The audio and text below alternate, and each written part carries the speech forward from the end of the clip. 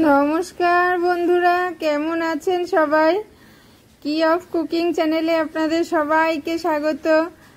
আর আমগুলো দেখে কি মনে হচ্ছে? তো চলুন ঝটপট বানিয়ে ফেলি কাঁচা আমের আচার। তো প্রথমেই আমি 1 কেজি মতো আমকে ভালো করে ধুয়ে মুছে শুকিয়ে নেব। ভালো করে শুকাতে হবে। তো প্রথমে আমি এইভাবে উপরের মুখটাকে একটু ভালো করে কাটতে হয়, কারণ মুখের থেকেই আমটা জেনারেলি নষ্ট হওয়া স্টার্ট হয়, তাই মুখটাকে ভালো করে ফেলে দিতে হবে। তারপর গালগুলোকে কেটে ছোট ছোট করে পিস করে নিব। বড় রাখলেও হয়, তো বড় রাখলে এগুলো নরম হতে বেশ অনেক দিন টাইম নিয়ে নেয়, তাই ছোট করে দিলে তাড়াতাড়ি হয়ে যায়। তো এইভাবে করে আমি সবগুলোকে ছোট ছোট পিস করে নিব। আর এইভাবে ভেতরে যদি আঠির অংশটা লাগানো থাকে তো ওটাকে একটু ফেলে দিতে হবে। আঠির পার্টটা থেকেও আচার নষ্ট হয়ে যায়, কারণ আমরা তো ঘরে বানালে প্রিজারভেটিভ ইউজ করব না।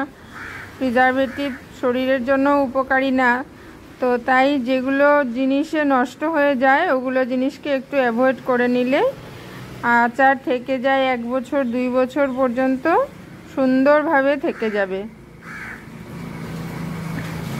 তো এইভাবে করে আমি সবগুলোকে সুন্দর করে পিস করে নেব।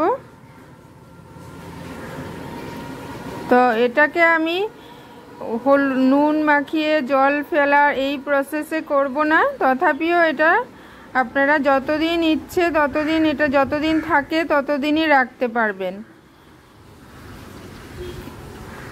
জল টল আমি ফেলে দেওয়ার প্রসেসে করব না। এখানে আমি দিয়ে দিলাম নুন, হলুদ আর নুন দিয়ে ভালো করে মিক্স করে, হাত আমি লাগাবো না আচারে, হাতটা না লাগানোই ভালো। সমস্ত জিনিস হাতা দিয়ে করলে ভালো। তারপর এটাকে আমি কড়া রোদ্রে ভালো করে শুকিয়ে নিব।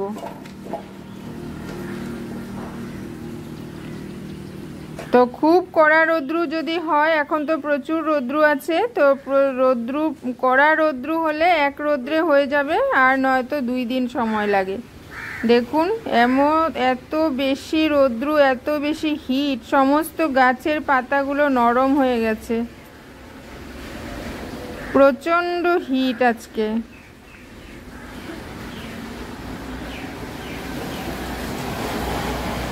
তাই আমার একদিন দিয়ে হয়ে গেছে। দেখুন ভেতরটা নরম আছে, বাইরের সাইডটা শুকিয়ে গেছে সুন্দর মতো। তো এখানে আমি নিয়ে নিচ্ছি ধনে, গোটা জিরে, মৌরি, মেথির পরিমাণটা একটু কম। তো মশলা একটু বেশি পরিমাণে হলেও কোনো প্রবলেম নাই। আমার বাড়িতে মশলাটা একটু কম চলে, তাই আমি একটু পরিমাণটা কম করে দিয়েছি। তো হাত দিয়ে দেখে নিচ্ছি আমি যে ময়েশ্চারটা চলে গেছে নাকি। মশলাকে আমি ভাজবো না, শুধুমাত্র ভিতরের ময়েশ্চারটা চলে যাবে, একটু শক্ত কুরকুরা হবে, ব্যাস। তারপর আমি এইভাবে আধ ভাঙা করে মিক্সিতে পেস্টটা বানিয়ে নিয়েছি।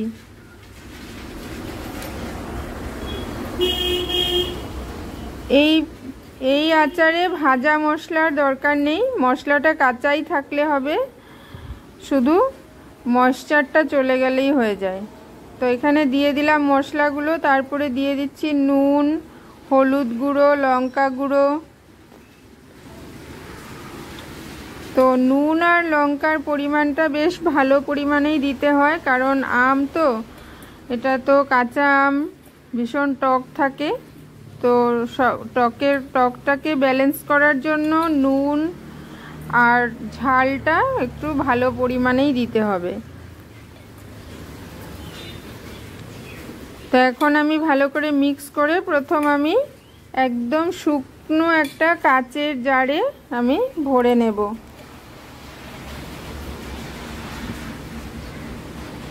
দেখুন একদম শুকনো জার, কোনো রকম ভিজে চামচ কোনো রকম ভিজা জিনিস ইউজ করা যাবে না। ভিজা জিনিস যদি ইউজ করা হয় তো তখনই 1-2 দিনের মধ্যেই আচারটা নষ্ট হয়ে যাবে। আর হাত না লাগালেই ভালো, আচার সবসময় চামচই ইউজ করতে হয়।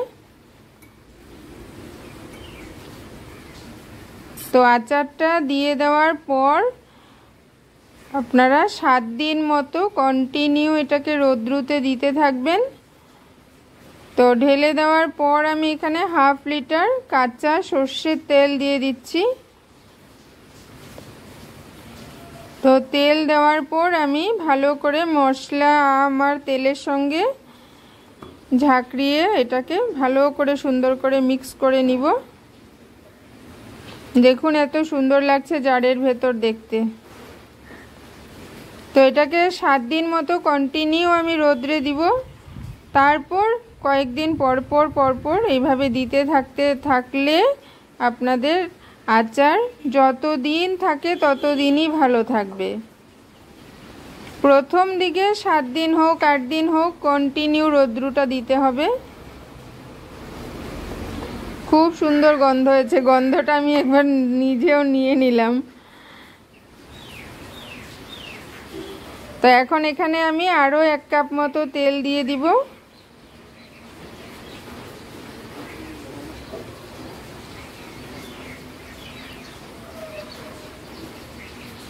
তো কাঁচা আম থাকতে থাকতে রোদ্রু থাকতে থাকতে আপনারা অবশ্যই এটা বানিয়ে নেবেন।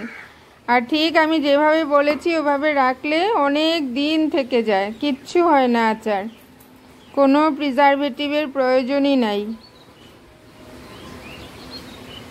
ব্যাস তৈরি হয়ে গেল টেস্টি আমের আচার।